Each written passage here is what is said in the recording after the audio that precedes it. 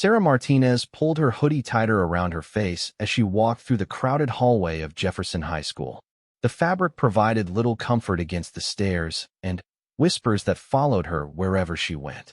3 months had passed since the accident, but the cruel comments still cut deeper than any physical wound. "Look, it's Scarface," Marcus Thompson whispered loudly enough for his friends to hear. Their laughter echoed off the metal lockers, each sound like a slap across Sarah's damaged cheek. The burns on the left side of her face told a story that none of these teenagers could possibly understand, yet they felt entitled to judge her appearance without knowing the truth. Sarah kept her eyes fixed on the worn linoleum floor as she made her way to her locker. The intricate pattern of scratches and scuff marks had become more familiar to her than the faces of her former friends, who had slowly distanced themselves after she returned from the hospital. She spun the combination lock with practiced efficiency, her scarred fingers moving with surprising grace despite the limited mobility in her left hand. "Hey, Sarah, wait up," called a voice from behind her. She turned to see Emily Chin approaching, one of the few students who still treated her with genuine kindness. Emily had been in her chemistry class before the accident and had visited her in the hospital several times during her recovery. "How are you feeling today?" Emily asked, her voice soft with concern. She never stared at the scars or tried to pretend they weren't there, which Sarah appreciated more than she could express. "Getting by," Sarah replied, her voice slightly hoarse from the smoke damage to her throat. "Just trying to make it through another day." The two girls walked together toward their first period class, passing groups of students who either stared openly or deliberately looked away. Sarah had grown accustomed to both reactions, though neither felt particularly comfortable. The worst part wasn't the physical pain anymore, which had mostly subsided after months of healing. It was the way people looked at her now, as if her scars had somehow erased the person she used to be. In the 3 months since the warehouse fire, Sarah's life had changed completely. She had been the student council president, captain of the debate team, and had a full scholarship waiting for her at State University. Now she struggled to get through basic conversations without people focusing on her appearance instead of her words. The first period bell rang, and students began filing into their classrooms. Sarah took her usual seat in the back corner of Mrs. Patterson's English class, where she could observe without drawing too much attention. She had always been an excellent student, but now her grades reflected the emotional turmoil of her recovery process. "Today we're going to discuss heroism in literature," Mrs. Patterson announced, writing the word hero on the whiteboard in bold letters. "Can anyone give me examples of heroes from the books we've read this semester?" Hands shot up around the classroom as students eagerly shared their thoughts about fictional characters who had overcome obstacles and saved the day. Sarah listened quietly, thinking about how different real heroism looked compared to the sanitized versions they read about in books. "What about real-life heroes?" Mrs. Patterson continued. "Can anyone think of examples from current events or personal experience?" The classroom fell silent as students struggled to transition from fictional examples to real-world applications. Sarah's mind drifted to that night 3 months ago, when everything changed forever. She could still smell the acrid smoke and hear the terrified screams that had filled the air. Marcus Thompson raised his hand with a smirk. "I think heroes are people who look good while they're saving the day. You know, like in the movies where they walk away from explosions without a scratch." Several students laughed at his comment, and Sarah felt the familiar sting of indirect mockery. She knew he was making a reference to her appearance, though he was careful not to say anything directly that could get him in trouble. "That's an interesting perspective, Marcus," Mrs. Patterson replied diplomatically. "But I think true heroism often comes with sacrifice. Heroes sometimes pay a price for their actions that isn't always visible on the surface." The teacher's eyes briefly met Sarah's across the classroom, and there was something in her expression that suggested she knew more about the situation than she let on. Sarah had noticed that several teachers treated her differently now, not with pity exactly, but with a kind of respect that hadn't been there before. After class, Sarah gathered her books slowly, waiting for the hallway to clear before making her way to her next period. The crowds always made her feel more self-conscious, and she had learned to time her movements to avoid the busiest moments between classes. As she walked past the main office, she noticed a commotion near the entrance. A group of local reporters had gathered outside the building, their cameras, and microphones creating a small media circus on the front steps. Sarah's stomach dropped as she recognized the familiar setup that had haunted her family for weeks after the incident. "Sarah Martinez," called out Principal Williams from the office doorway. "Could I see you for a moment?" Sarah's heart began to race as she approached the office.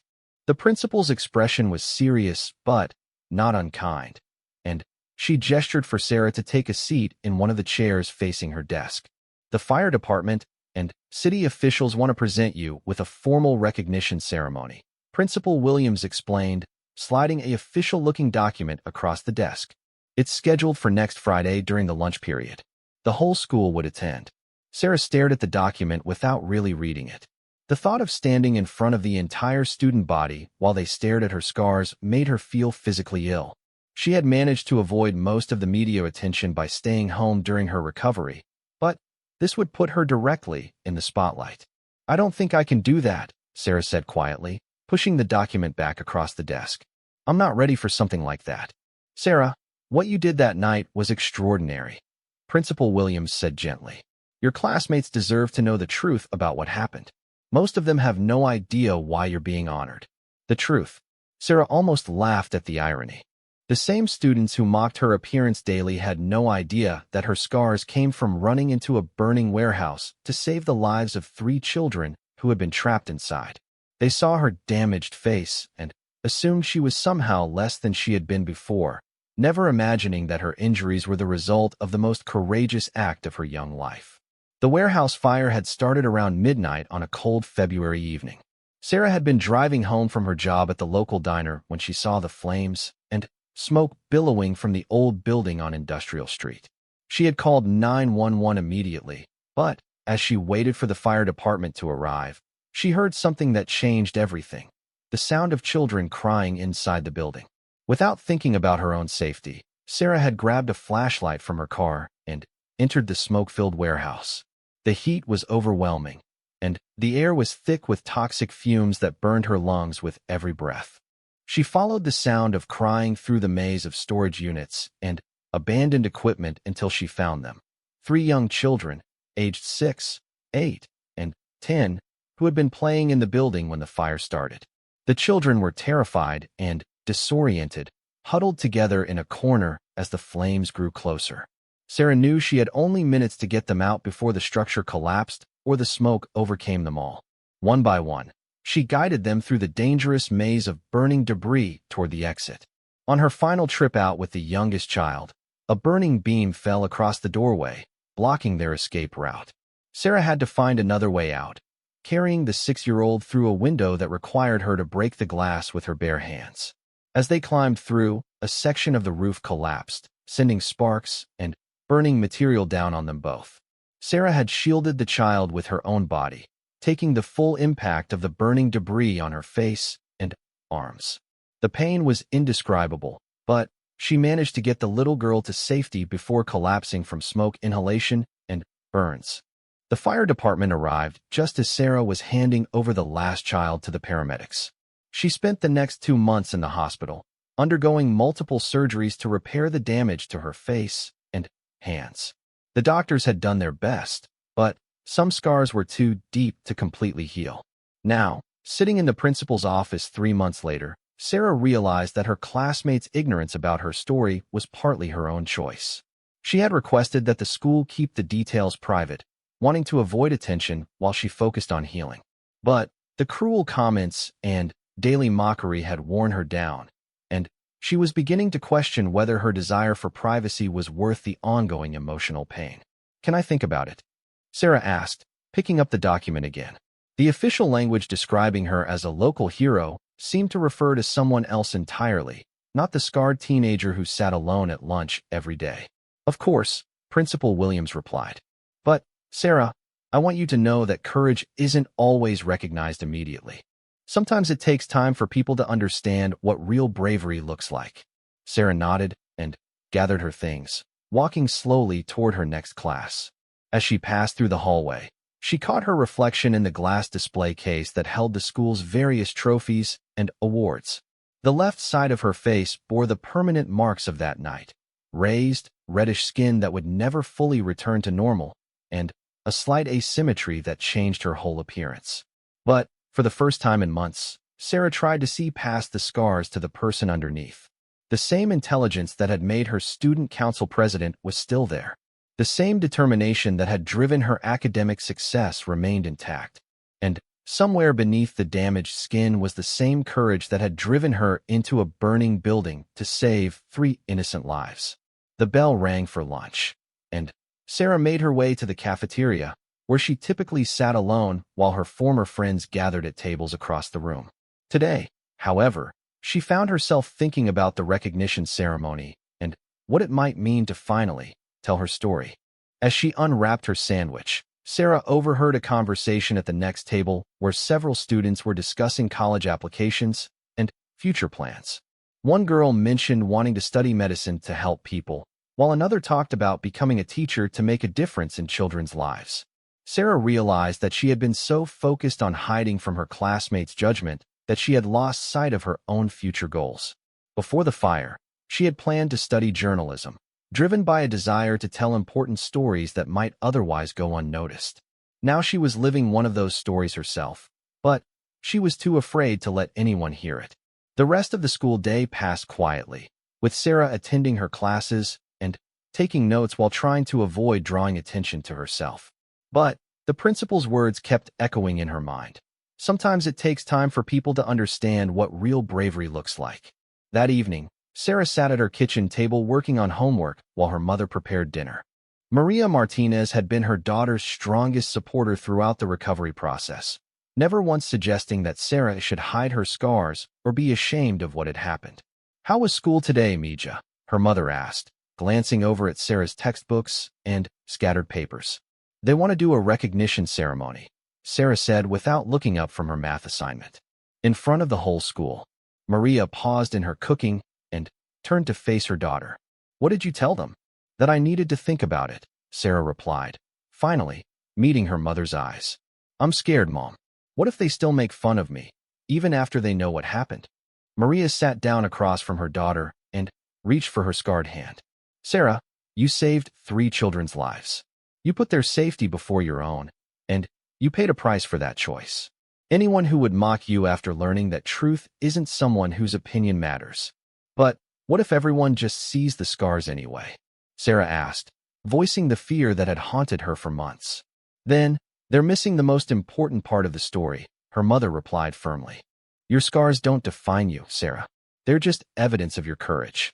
That night, Sarah lay in bed staring at the ceiling, thinking about the 3 children she had saved. She had received cards and letters from their families during her recovery, expressing gratitude that no words could adequately convey. The oldest child, a 10-year-old named Miguel, had written that he wanted to become a firefighter when he grew up because of what Sarah had done. Sarah realized that her story wasn't really about her scars or her classmates' reactions. It was about the moment when she heard those children crying and made a choice that changed everything. The fire had taken something from her, but it had also revealed something about her character that she might never have discovered otherwise. As she drifted off to sleep, Sarah found herself thinking about the recognition ceremony with less fear and more curiosity. Maybe it was time to let her classmates see beyond the surface and understand that sometimes the most important stories are written in scars. The next morning brought unexpected changes that would alter the course of Sarah's carefully planned anonymity. As she approached her locker, she noticed a small crowd gathered around something posted on the bulletin board nearby. Students were reading intently, their expressions shifting from curiosity to surprise as they absorbed whatever information had captured their attention. Sarah felt a familiar knot form in her stomach as she realized the crowd was discussing something that involved her. She could hear fragments of conversation floating through the hallway chatter, words like warehouse, fire, and children, that made her heart race with anxiety. "Sarah," called Emily Chun, breaking away from the group and hurrying over with a newspaper in her hands. "Did you see this?" The local newspaper had run a front-page article about the upcoming recognition ceremony, complete with details about the warehouse fire that Sarah had desperately wanted to keep private. The headline read, "Local Teen Hero to Receive Honor at Jefferson High," and Below it was a photo of the burned warehouse alongside Sarah's school picture from before the accident. Sarah's hands trembled as she read the article, which described her actions that night in vivid detail. The reporter had interviewed the fire chief, the children's parents, and apparently several witnesses who had seen her enter the burning building. Every detail she had tried to keep hidden was now public knowledge, printed in black and white for the entire community to read. The whole school's talking about it, Emily said softly, watching Sarah's face for her reaction. I had no idea what you went through that night. Around them, students continued to gather and discuss the article. Sarah could hear their conversations shifting as they began to connect the story in the newspaper with the scarred girl they passed in the hallways every day. Some voices carried notes of amazement, while others held what sounded like shame or regret. I can't believe she actually ran into a burning building, one student said to her friend. 3 times. To save kids she didn't even know. And we've been calling her names this whole time. Another voice added, the speaker's tone heavy with guilt. I feel terrible. Sarah closed her locker with more force than necessary, the metallic clang echoing through the suddenly quieter hallway. Students who had been discussing the article began to notice her presence, their conversations trailing off as they realized the subject of their discussion was standing right there. Marcus Thompson, who had been one of her most persistent tormentors, stood near the bulletin board holding a copy of the newspaper. His usual smirk was notably absent, replaced by an expression Sarah couldn't quite read. When their eyes met across the crowded space, he looked away quickly, seemingly uncomfortable with the direct contact. The first period bell rang, providing Sarah with an escape from the increasingly awkward situation. She hurried toward her English class, hoping to find some normalcy in the familiar routine of academics. However, it became clear that the newspaper article had spread beyond the hallway bulletin board. Mrs. Patterson began the class by holding up a copy of the newspaper, her expression one of obvious pride mixed with gentle concern for her student. I think we all saw the article this morning, she said, her eyes finding Sarah in the back corner. It provides us with a perfect real-world example of the heroism we were discussing yesterday. Sarah felt every pair of eyes in the classroom turn toward her, but something was different about their stares today. Instead of the mocking curiosity or uncomfortable avoidance she had grown accustomed to, she saw respect, amazement, and, perhaps most surprisingly, shame on many faces. Sarah, Mrs. Patterson continued gently, would you be willing to share your perspective on what happened that night? I think your classmates would benefit from hearing about courage from someone who has actually demonstrated it. The classroom fell completely silent as 28 students waited for Sarah's response. She felt the familiar urge to hide, to deflect attention away from herself, and return to the safety of anonymity. But something about the genuine interest in her teacher's voice and the respectful attention of her classmates made her pause and reconsider. It wasn't really courage, Sarah said quietly, her voice barely audible in the hushed classroom. I just heard children crying and couldn't walk away. But you knew it was dangerous, said Jennifer Walsh, a girl who had previously avoided making eye contact with Sarah in the hallways. The article said the fire department hadn't even arrived yet. Sarah nodded slowly, remembering the intense heat and the way the smoke had burned her lungs from the moment she entered the warehouse. I knew it was dangerous, but those kids were more scared than I was. They needed someone to help them, and I was the only person there. How did you even see them through all the smoke?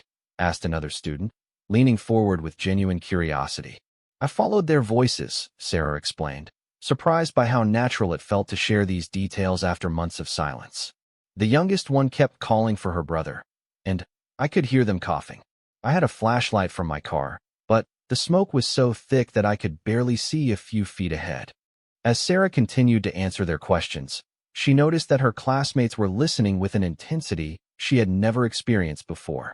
They weren't looking at her scars with disgust or pity, but with a kind of awe that made her feel uncomfortable in a completely different way. What was it like when the roof started collapsing? Marcus asked, his voice lacking any trace of his usual mockery. Sarah paused, remembering the terrifying sound of creaking metal and splintering wood as the structure began to fail around them. I knew we were running out of time. The youngest girl, Isabella, she was only 6, and She was too scared to move fast enough. When I heard the roof starting to go, I just picked her up and ran for the window. And that's when you got burned? Jennifer asked softly. The beam fell right as we were climbing out, Sarah said, unconsciously touching the scarred side of her face. I covered Isabella with my body so the debris wouldn't hit her. I guess some of it got me instead. The classroom remained silent for several moments as students processed what they had just heard. Sarah could see some of her classmates looking down at their desks, perhaps thinking about their own behavior over the past 3 months. Mrs. Patterson cleared her throat gently. Thank you for sharing that with us, Sarah. I think we can all learn something about real courage from your example. As the class moved on to other topics, Sarah felt a strange mixture of relief and anxiety. The story was out now, and there was no going back to her previous anonymity. But instead of the mockery or pity she had feared, her classmates seemed genuinely impressed by what she had done. During lunch, Sarah was surprised to find her usual isolated table suddenly occupied by several students who had never spoken to her before. Emily Chun was there, along with Jennifer Walsh, and even Marcus Thompson, who seemed uncertain about whether he was welcome but determined to stay anyway. Sarah, I owe you an apology, Marcus said before she had even sat down. His usual confidence was notably absent, replaced by what appeared to be genuine remorse. I've been a complete jerk to you this whole semester, and I had no idea what you went through to get those scars. You couldn't have known, Sarah replied, though she didn't make it sound like forgiveness just yet. I asked the school not to publicize what happened, but I should have known better than to make fun of someone's appearance, Marcus continued, his voice growing stronger as he found his footing. Even if you hadn't saved those kids, what I did was wrong. I'm really sorry. Jennifer nodded in agreement. We all owe you an apology. I can't imagine how awful we've made you feel these past few months. Sarah looked around the table at faces that had either ignored her or contributed to her daily misery for the better part of a semester. The sudden shift in their attitudes felt surreal, and she wasn't entirely sure how to respond to their newfound respect. The thing is, Sarah said slowly, I'm still the same person I was before you read that article. The only thing that changed is what you know about me. Her words hung in the air as the students at the table considered the implications of what she was saying. They had treated her differently based purely on her appearance, without any knowledge of her character or her actions. You're right, Emily said quietly. And that says more about us than it does about you. As they ate their lunch, the conversation gradually shifted to other topics. But Sarah noticed that her classmates were treating her with a kind of deference that felt almost as uncomfortable as their previous mockery.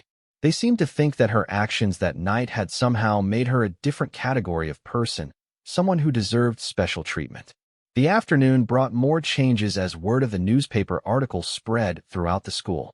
Sarah found herself approached by students she had never spoken to before, all eager to express their admiration for what she had done. Teachers who had previously offered her polite sympathy now looked at her with obvious respect and pride. In her chemistry class, Mr. Rodriguez asked Sarah to stay after the bell rang, and she prepared herself for another uncomfortable conversation about her newfound fame. Sarah, I want you to know that several teachers have nominated you for a state-level recognition program, he said, sliding a formal-looking application across his desk. The Governor's Award for Youth Heroism is given to only a few students each year, and we believe you're an excellent candidate. Sarah stared at the application, feeling overwhelmed by the sudden attention her private story was receiving. Just that morning, she had been an anonymous student trying to avoid notice, and now she was being considered for state-level recognition. I appreciate the nomination, she said carefully, but I'm not sure I want that kind of attention. Sarah, what you did wasn't just heroic in the moment, Mr. Rodriguez explained. You've also shown tremendous courage in how you've handled the aftermath. Returning to school, continuing your education, maintaining your grades despite everything you've been through. That takes a different kind of bravery. Sarah hadn't thought about her recovery process in those terms before. She had simply been trying to survive each day and return to some version of normal life. The idea that her daily struggles might also qualify as courage was a new perspective that she needed time to consider. Can I take this home and discuss it with my family? She asked, picking up the application. Of course, Mr. Rodriguez replied. But Sarah, I hope you'll seriously consider it. Young people need to see examples of real heroism, and your story could inspire others to act courageously when they're faced with difficult situations.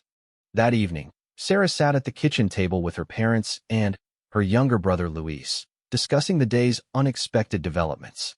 The newspaper article had brought phone calls from relatives, neighbors, and even strangers who wanted to express their admiration for Sarah's actions. "How do you feel about all this attention?" her father asked, gesturing toward a small pile of letters and cards that had been delivered throughout the day. "Confused," Sarah admitted honestly. "3 months ago, I was just trying to help some kids who were in trouble. I never expected it to become such a big deal." "But it is a big deal," Luis said, looking at his sister with obvious pride. "You saved 3 people's lives. That's like superhero stuff." Sarah smiled at her brother's enthusiasm, but she still felt uncertain about the sudden shift in how people perceived her. The scars that had made her an object of mockery just that morning were now being treated as badges of honor, and the dramatic change in attitude felt overwhelming. "The recognition ceremony is tomorrow," her mother reminded her gently. "Have you decided whether you want to participate?" Sarah looked at the governor's award application sitting on the table beside her homework, then at the stack of congratulatory letters from community members she had never met. The attention felt surreal, but she was beginning to understand that her story had implications beyond her own experience. "I think I need to do it," she said finally. "Not for the recognition, but because maybe other people need to hear that ordinary people can do extraordinary things when they have to." As the family discussed the details of the next day's ceremony, Sarah felt a shift in her own perspective about what had happened that night in February. For months, she had focused on what the fire had taken from her: her unmarked appearance, her social status, her comfortable anonymity. But perhaps it was time to consider what the experience had given her as well: knowledge of her own capabilities, understanding of what really mattered, and the opportunity to show others that courage could emerge from the most unexpected places. The scars on her face would always be visible reminders of that terrible and transformative night. But tomorrow, for the first time since the accident, Sarah would stand in front of her entire school and allow those scars to tell their complete story, not just of pain and loss, but of choice and sacrifice and the kind of courage that could change everything. The auditorium at Jefferson High School had never felt so large or so quiet. Sarah stood backstage, peering through the curtains at the packed rows of students, teachers, parents, and community members who had gathered for the recognition ceremony. Her hands trembled slightly as she adjusted the simple blue dress her mother had helped her choose, one that didn't hide her scars but didn't emphasize them either. "You ready for this?" asked Principal Williams, who had been surprisingly supportive throughout the entire process. Behind him stood Fire Chief Rodriguez, Mayor Thompson, and several other local officials who would be participating in the ceremony. "As ready as I'll ever be," Sarah replied, though her voice betrayed her nervousness. She had practiced her speech dozens of times, but standing before hundreds of people would be completely different from rehearsing in her bedroom mirror. The ceremony began with Principal Williams taking the podium to address the assembled crowd. Sarah listened from behind the curtain as he explained the purpose of the gathering and introduced the various officials who had come to honor her actions. "Today we recognize not just an act of heroism, but the character of a young woman who embodies the best qualities of our community," Principal Williams announced. "Sarah Martinez represents the kind of courage and selflessness that we hope to instill in all our students." Sarah's stomach fluttered with anxiety, but she also felt a growing sense of purpose. Over the past 24 hours, she had received messages from the families of the children she had saved, thanking her not just for her actions that night, but for her willingness to finally share her story publicly. Fire Chief Rodriguez took the podium next, describing the technical details of the warehouse fire and the extreme danger that Sarah had faced in her rescue efforts. His words painted a picture of the scene that night that even Sarah hadn't fully understood at the time. "The temperature inside that warehouse exceeded 800 degrees, he explained to the hushed auditorium. "The smoke was toxic, visibility was nearly zero, and structural collapse was imminent. Sarah Martinez entered those conditions 3 separate times to save the lives of children she had never met. Sarah could hear murmurs of amazement rippling through the crowd as the fire chief continued his description. Many of the students in the audience were learning these details for the first time, and their reactions ranged from awe to what sounded like shame for their previous treatment of her. Most trained firefighters would have waited for backup and proper equipment before attempting such a rescue. Chief Rodriguez continued. Sarah had nothing but a flashlight and her determination to help those children. What she did that night was extraordinary by any measure. Mayor Thompson followed with a proclamation declaring the day Sarah Martinez Hero Day in recognition of her courage and community service. The formal language of the proclamation felt surreal to Sarah, who still thought of herself as an ordinary teenager who had simply done what needed to be done. Finally, Principal Williams called Sarah to the stage. The auditorium fell completely silent as she walked across the platform, her scars clearly visible under the bright stage lights. She approached the podium with measured steps, her heart pounding so loudly she was certain the microphone would pick it up. Looking out at the sea of faces, Sarah saw her parents and brother in the front row, their expressions filled with pride and encouragement. She spotted Emily Chun and the other students who had apologized to her the day before, all watching with respectful attention. Even Marcus Thompson was there, his usual smirk replaced by what appeared to be genuine interest in what she had to say. 3 months ago, I was driving home from work when I saw flames coming from the old warehouse on Industrial Street, Sarah began, her voice steady despite her nervousness. I called 911 and waited for help to arrive. But then, I heard something that changed everything. The sound of children crying inside the building. She paused, allowing her words to sink in before continuing. I want to be clear about something. I'm not a hero because I'm fearless or special in some way. I was terrified. The heat was overwhelming. The smoke burned my lungs, and I knew that building could collapse at any moment. But those children were more afraid than I was, and they needed help. Sarah went on to describe the rescue in detail, explaining how she had followed the children's voices through the maze of burning debris, how she had guided them one by one towards safety, and how the final moments had tested every ounce of courage she possessed. When that beam fell and blocked our escape route, I thought we might not make it out, she admitted, unconsciously touching the scars on her face. But Isabella, the youngest girl, looked up at me with complete trust. She believed I would find a way to save her, and that belief gave me the strength to keep trying. The auditorium remained completely silent as Sarah described breaking the window with her bare hands and shielding Isabella from the falling debris with her own body. She explained how the burns had occurred and the long recovery process that followed. These scars tell the story of the worst and best night of my life, Sarah said, turning slightly so that the left side of her face was clearly visible to the entire audience. They remind me of pain and fear and loss, but they also remind me that ordinary people can do extraordinary things when someone needs help. She went on to address the treatment she had received at school over the past 3 months, speaking honestly about the cruel comments and social isolation she had experienced. The auditorium remained eerily quiet as students were forced to confront their own behavior. I understand why people stared at me or made comments about my appearance, Sarah continued. These scars changed how I look, and change can be uncomfortable. But I learned something important over these past few months. How we treat people says more about us than it does about them. Sarah's speech began to shift toward a broader message about courage, kindness, and the importance of looking beyond surface appearances to understand someone's true character. The children I saved that night didn't care what I looked like when I found them in that burning building, she said. They just needed someone who was willing to help. That's what real heroism looks like. Not perfect people doing perfect things, but ordinary people choosing to act when action is needed. She concluded her remarks by thanking the community for their support and challenging her classmates to consider how they could demonstrate courage in their own daily lives. You don't have to run into a burning building to be a hero, Sarah said. You can stand up for someone who's being bullied, help a classmate who's struggling, or simply choose kindness when it would be easier to look away. Courage comes in many forms, and we all have opportunities to practice it. The standing ovation that followed was immediate and sustained.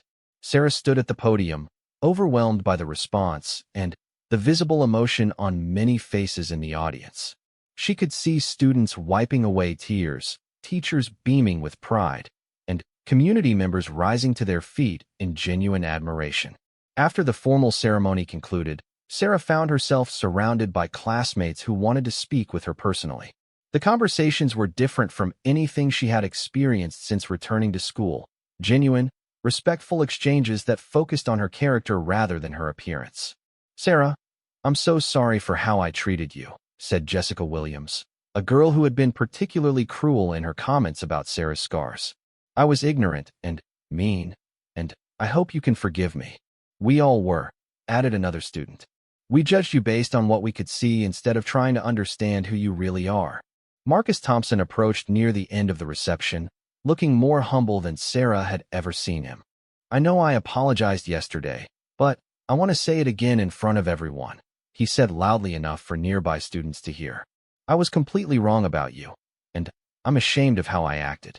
You're the bravest person I know." As the crowd began to disperse, Sarah felt a tap on her shoulder. She turned to see a small girl, perhaps 7 years old, standing beside a woman who appeared to be her mother. "Are you the lady who saved the children?"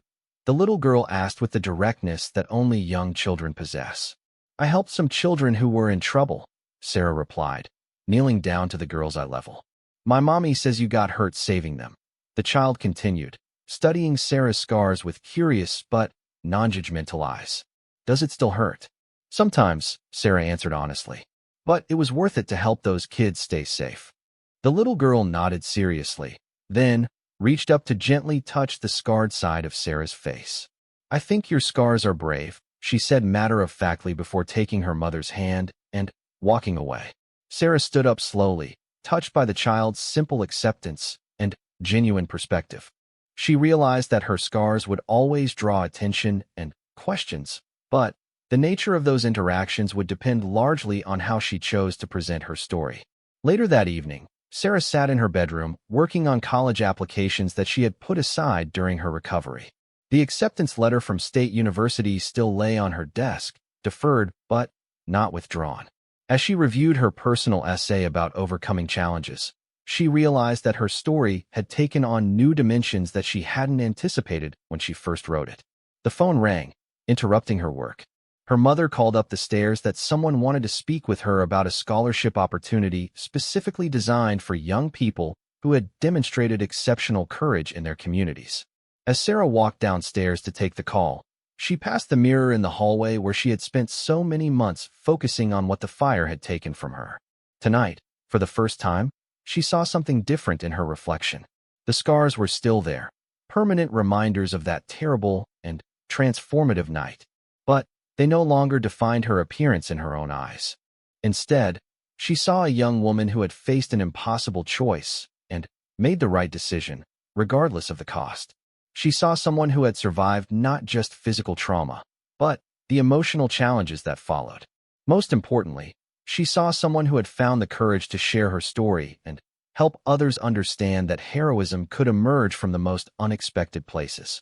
The scholarship representative on the phone explained that Sarah's story had been featured in newspapers across 3 states, inspiring other young people to consider how they might demonstrate courage in their own communities.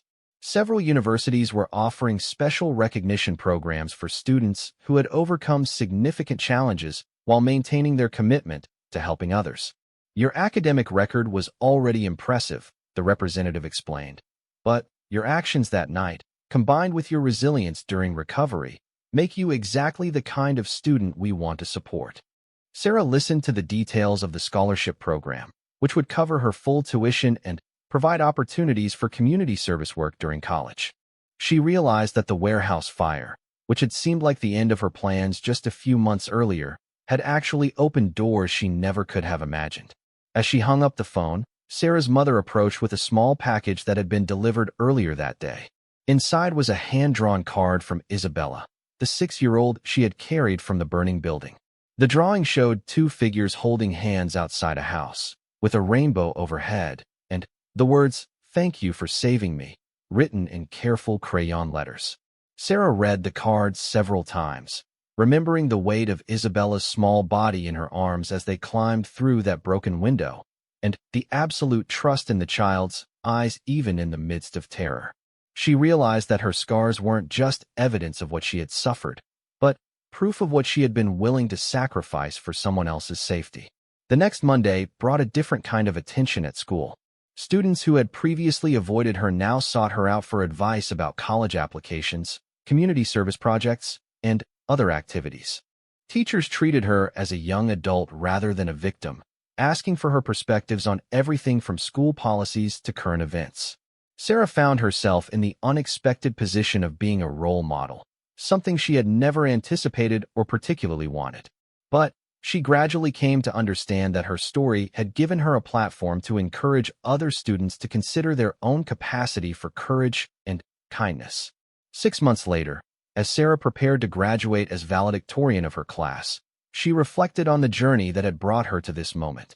The warehouse fire would always be a defining moment in her life, but it no longer defined her limitations. Instead, it had revealed possibilities she never knew existed. Her valedictory speech focused on the theme of resilience and the importance of supporting one another through difficult times. She spoke about the difference between sympathy and respect, and challenged her classmates to look beyond surface appearances to discover the extraordinary potential that existed within ordinary people. "We all carry scars of some kind," Sarah told the assembled graduates and their families. "Some are visible, like mine, while others remain hidden beneath the surface. But our scars don't determine our worth or our potential.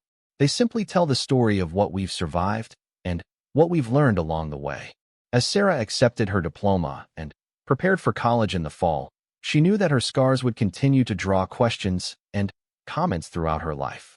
But she also knew that she was ready to answer those questions with pride rather than shame, confident in the knowledge that her appearance told only part of her story. The young woman who walked across that graduation stage bore little resemblance to the frightened, isolated student who had hidden in hoodies and avoided eye contact just months earlier. Sarah Martinez had learned that true beauty came from courage, compassion, and the willingness to help others even when it required personal sacrifice.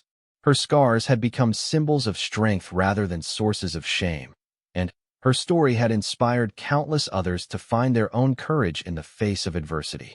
The warehouse fire had changed her forever, but as Sarah looked toward her future, she understood that change wasn't always loss. Sometimes it was transformation, and sometimes transformation was exactly what the world needed to see.